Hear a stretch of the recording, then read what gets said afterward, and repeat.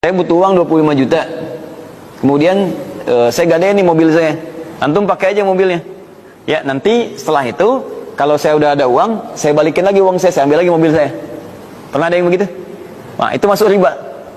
Awas, hati-hati, masuk riba. Karena di situ tidak ada transaksi jual beli manfaat.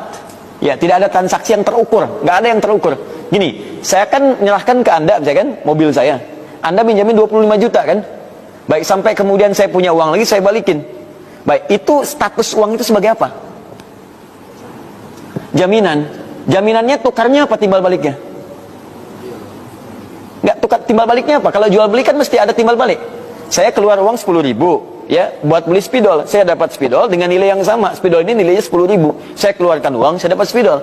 Kalau saya kasih Anda misalnya 25 juta, terus saya bawa mobil Anda untuk saya pakai, itu statusnya apa itu mobilnya? Hah? Sewa, kan nggak ada akad sewa di situ. Coba lihat, nggak jelas, nggak ada akad sewa. Jadi nggak ada asas manfaat di situnya. Jadi nggak ada, istilahnya nggak ada timbal balik yang dengan itu jadi senilai gitu uang yang dipegang itu. Kan saya kembangkan lagi dari 25 juta itu. Saya bawa 25 jutanya, Anda cuma pakai mobil saya. Cuman mobil itu kan nggak jelas. Apakah kalau misalnya, maaf, uangnya nggak kembali, mobilnya gugur, ya kan? Terus nilai itu, nilai mobil sama nggak dengan nilai uang yang keluar? Jelas nggak?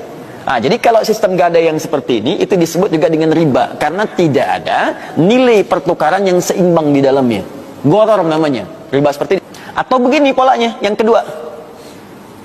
Ya, sudah? Saya butuh uang. Saya gadaikan handphone saya. Saya ulang ya. Handphonenya misalnya S9 yang Note. Ya, harganya berapa misal? Misal 12 juta gitu kan.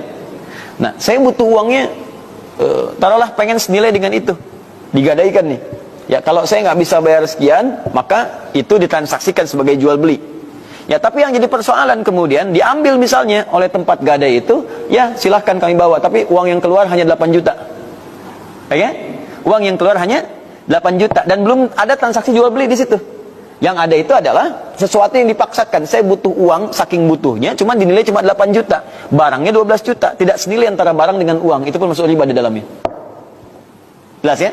Karena memaksakan sesuatu yang tidak senilai, diambil kemudian batas nilai itu untuk memberikan beban kepada orang lain.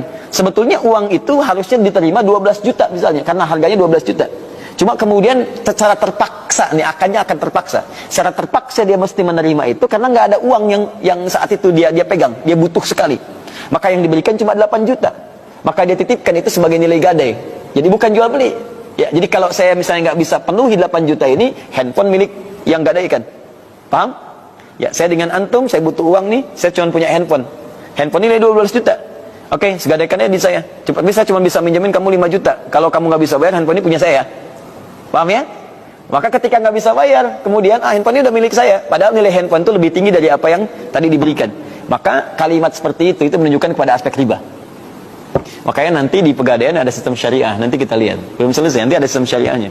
Itu ditransaksikan, dinilai objeknya berapa. Setelah itu akadnya nanti ada, batasnya kapan.